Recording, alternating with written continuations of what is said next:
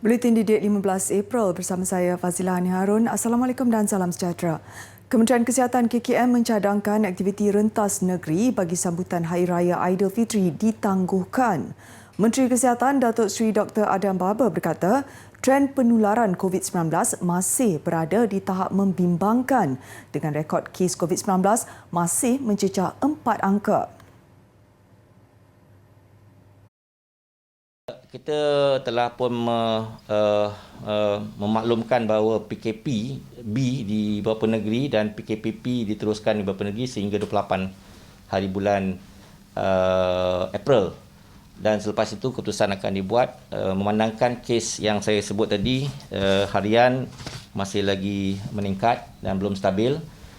Kita mencadangkan supaya rentas negeri untuk Hari Raya kita tangguhkan kerana kita bimbang pertama kedapatan varian baru dalam komuniti virus COVID-19. Kedua, program vaksinasi masih lagi berjalan jadi kita perlu untuk kawal keadaan. Beliau berkata demikian kepada media selepas melancarkan buku Malaysia Health Sector Response to COVID-19 Pandemic, Perspectives from the Field di Pejabat Menteri Kesihatan. Mengulas sama ada individu sudah menerima vaksin lengkap dibenarkan merentas negeri. Beliau berkata keputusan belum dimuktamadkan kerana menunggu dapatan Pertubuhan Kesihatan Sedunia WHO dan Pusat Kawalan dan Pencegahan Penyakit Amerika Syarikat CDC.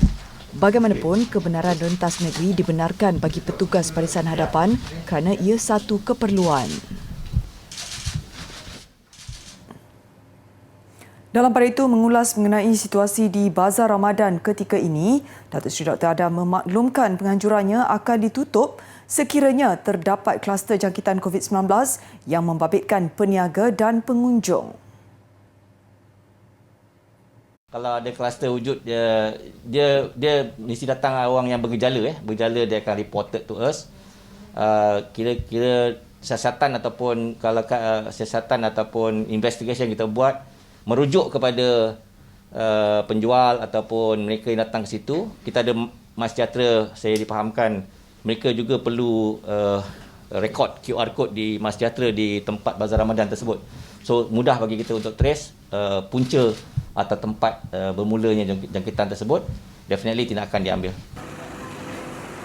Justru bagi pemantauan ketat di bazar, KKM telah menurunkan kuasa kepada Datuk Bandar yang dipertua pihak berkuasa tempatan dan pegawai penguatkuasa grade 19 ke atas untuk keluarkan kompaun apa-apa kesalahan di bawah Akta 342 termasuk sebarang ketidakpatuhan SOP Bazar Ramadan.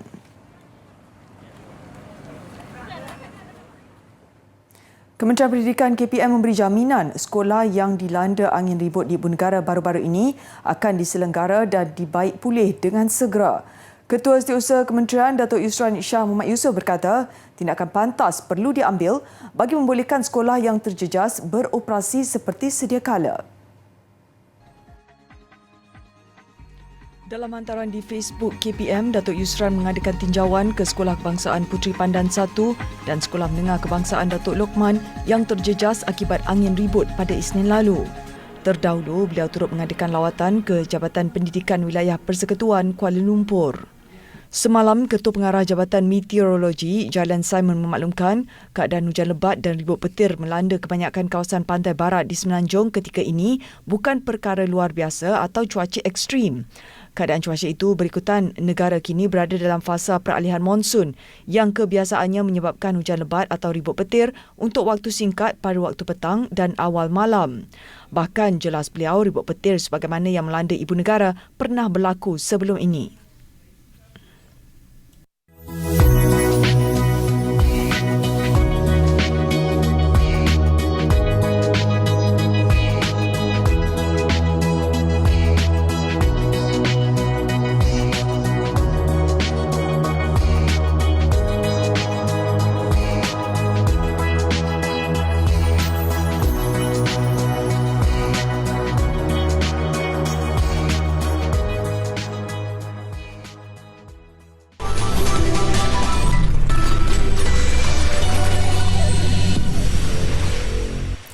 Yang di-Pertuan Agong Al-Sultan Abdullah Riayatuddin Al-Mustafa Billah Shah menzahirkan ucapan tahniah kepada pelajar cemerlang Muhammad Hamdi Ahmad Hakimi dan Gerald Cheong Zi atas kejayaan dipilih dan diterima masuk ke Harvard College Amerika Syarikat. Baginda dalam satu kenyataan turut menzahirkan rasa sukacita dan bangga atas pencapaian cemerlang anak kelahiran Kuantan, Pahang dan Kuala Lumpur itu yang sekaligus menjulang nama Malaysia di peringkat antarabangsa. Kejayaan kedua-dua belia itu titah baginda sekali lagi membuktikan bahawa Malaysia mampu melahirkan individu yang berkualiti, berwibawa, mampu bersaing serta berjaya di persada antarabangsa. Al-Sultan Abdullah juga berharap agar kejayaan itu menjadi sumber inspirasi kepada seluruh rakyat Malaysia, khususnya para belia, untuk bekerja keras dan berusaha mencapai kejayaan dalam bidang masing-masing. Muhammad Hamdi dan Gerald bakal memasuki kelas sarjana bagi tahun 2025 bagi melanjutkan pelajaran dalam jurusan ekonomi dan matematik. Kedua-dua pelajar berkenaan merupakan antara 1,968 pelajar yang terpilih daripada 57,435 permohonan dari seluruh dunia.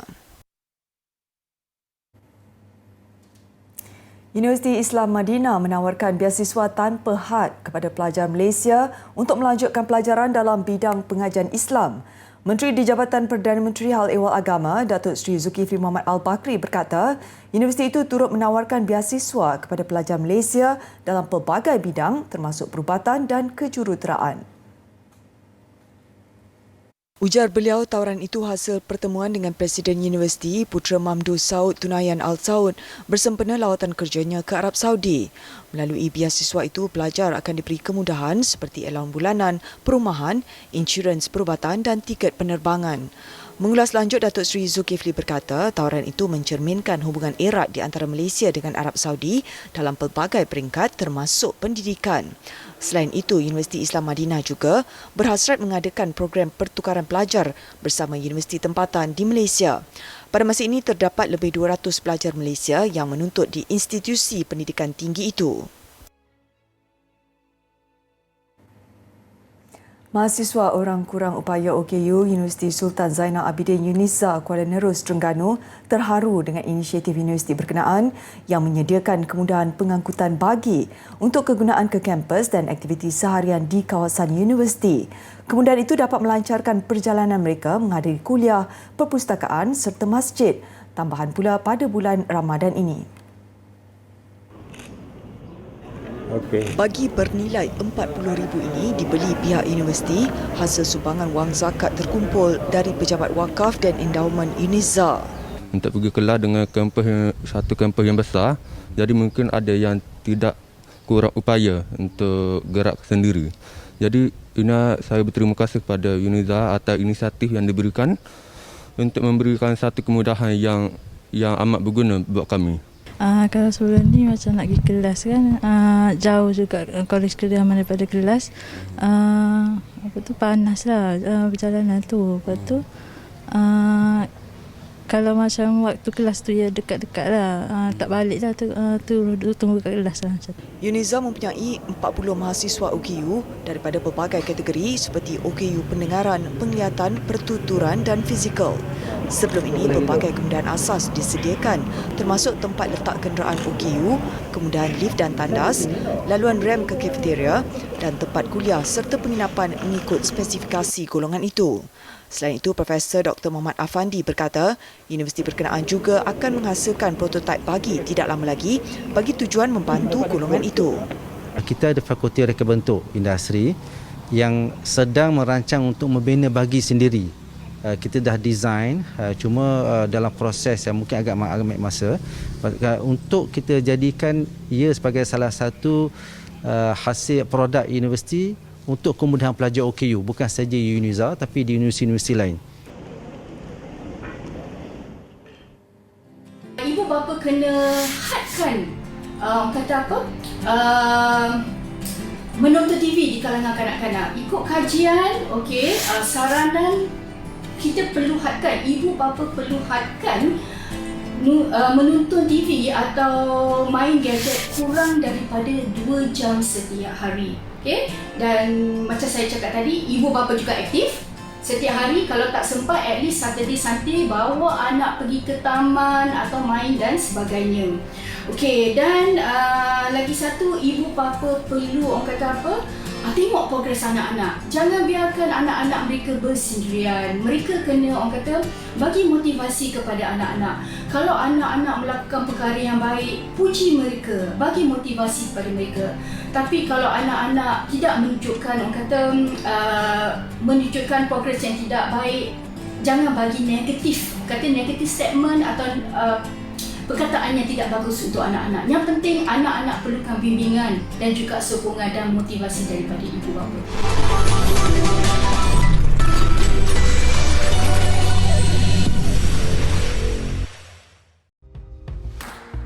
Pastikan kita mengambil jumlah kalori yang mencukupi dengan cara memilih makanan yang sesuai ketika kita bersahur dan kita berbuka puasa. Amalan bersahur sangat penting, membantu membekalkan tenaga yang mencukupi untuk kita berpuasa. Waktu sahur yang paling baik ialah sekurang-kurangnya 30 minit sebelum waktu imsak. Kita digalakkan mengambil kumpulan makanan karbohidrat kompleks waktu bersahur seperti nasi, roti, biskut mi penuh ataupun oat. Dan juga makanan daripada kumpulan protein seperti ikan, telur, ayam dan kekacang. Makanan-makanan ini lambat dicerna dan boleh mengurangkan rasa lapar. Pastikan juga kita mengambil air dan buah-buahan yang mencukupi. Makanan masin boleh meningkatkan rasa dahaga. Oleh itu, elakkan pengambilan makanan seperti ikan masin, jeruk, belacan dan kicap sewaktu kita bersahur.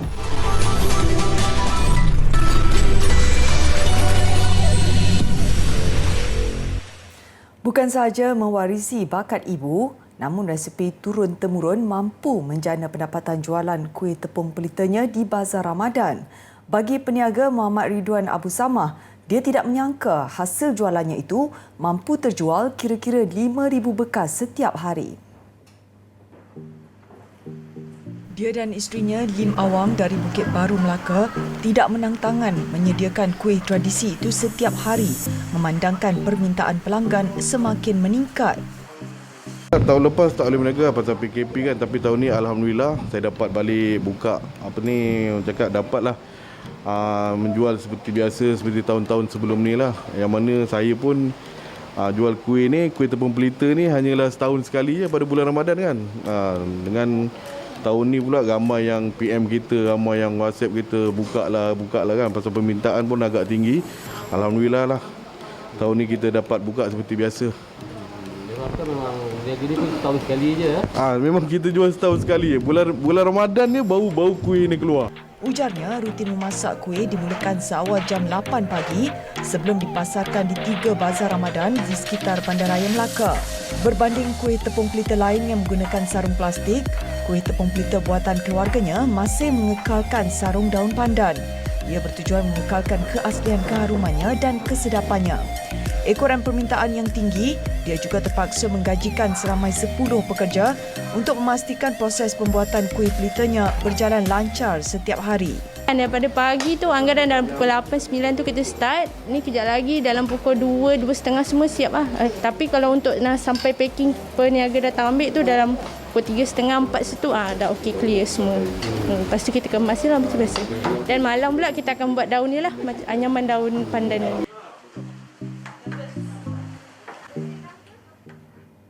Hanya dijual ketika bulan Ramadan, kemunculan air katira Abu Bakar yang menyegarkan semestinya dinanti-nantikan orang ramai.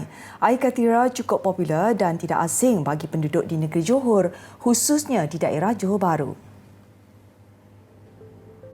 Perniagaan air katira dimulakan oleh Allahyarham Abu Bakar Muhammad Yusof pada tahun 1980 selepas mendapat resepi asli daripada sahabat warga Pakistan semasa bekerja di Singapura. Hampir 40% bahan-bahan yang digunakan diimport dari luar negara kerana kesukaran untuk mendapatkan bekalan di Malaysia. Rasanya yang unik, menyegarkan dan hanya boleh didapati pada bulan Ramadan membuatkan air ini sememangnya menjadi idaman ramai. Antara bahan-bahan yang digunakan dalam resepi air katira ialah kurma, daun pandan, biji selasih, buah semangkuk, kismis, buah kabung, badam dan bahan utamanya katira. Kini air ini juga boleh didapati di negeri-negeri lain seperti Kelantan, Terengganu, Pahang dan Kuala Lumpur. Satu hari tu lebih kurang dalam 20,000 botol. Okey, paket dalam 500. Tu saja.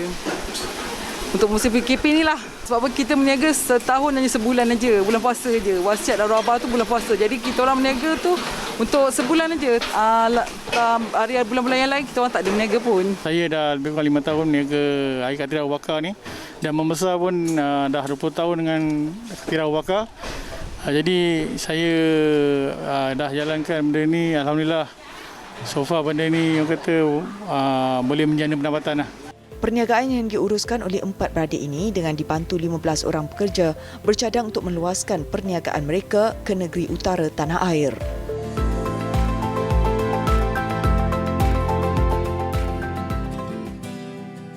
Seelok-eloknya berbuka dengan mengambil kurma kerana ianya mengandungi tenaga, serat, vitamin dan mineral. Kita juga boleh mengambil buah-buahan segar seperti tembikat ataupun betik bagi menggantikan kurma.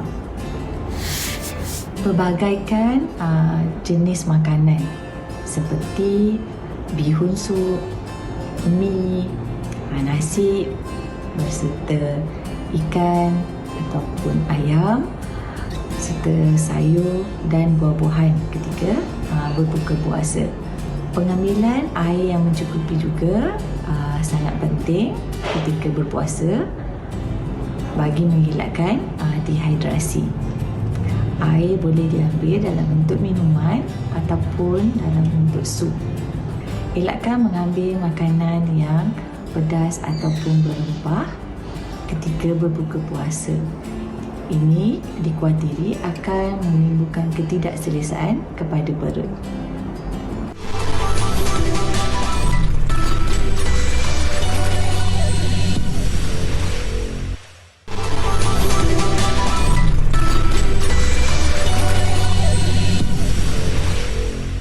Pelancaran kiraan detik 100 hari semalam menandakan semakin hampir buat atlet negara untuk beraksi di pentas tertinggi Sukan Olimpik Tokyo. Perjuangan mereka bakal diiringi laungan pembakar semangat demi Malaysia yang mungkin dapat merealisasikan hasrat dekad emas Sukan Negara lebih awal. Detik 100 hari ke Tokyo 2020 yang dilancarkan semalam merupakan simbolik penyertaan kontijen negara ke Sukan Olimpik dan Paralimpik yang semakin membahang. Kementerian Belia dan Sukan KBS menyemarakkan lagi penyertaan mereka ke tamasya dengan inisiatif pembabitan rakyat. Diinspirasikan daripada kumpulan penyokong berpengaruh Ultras Melaya, kontijen negara kali ini bakal diiringi sorakan demi Malaysia. Laman web rasmi kontijen malaysia.my turut disediakan beserta pengaktifan QR Code RTT 2020 untuk melihat maklum balas penyokong. Semuanya untuk memastikan atlet negara dibekalkan suntikan motivasi terbaik memburu kejayaan. Menganggapkan bahawa dekad ini adalah dekad emas Sukan Negara. Dekad yang pastinya akan menghasilkan kilauan, gilang gemilang pencapaian untuk Sukan Negara dari segala aspek. Tetapi daripada salah satu aspek yang dinantikan oleh rakyat tentu sekali lah kata pingat emas yang daripada Sukan Olimpik. Walau apa pun keadaan, yang paling penting adalah kita nak pastikan mereka ke sana bertarung habis-habisan hingga ke titisan yang terakhir, lakukan untuk negara demi Malaysia. Setakat ini 12 atlet berjaya melayakkan diri ke Olimpik Tokyo 2020 iaitu akuatik terjun, pelayaran, berbasikal, memanah dan gimnastik artistik. 10 atlet yang telah layak ke Paralimpik pula ialah dari renang, memanah, olahraga, boccia dan powerlifting. Tarikan tambahan sokongan kontijen negara ialah jelajah kayuhan ke seluruh negara membabitkan 5 orang dari setiap negeri yang akan diakhiri dengan majlis penyerahan jalur gemilang kepada kontijen di ibu negara sebelum mereka berlepas ke Tokyo.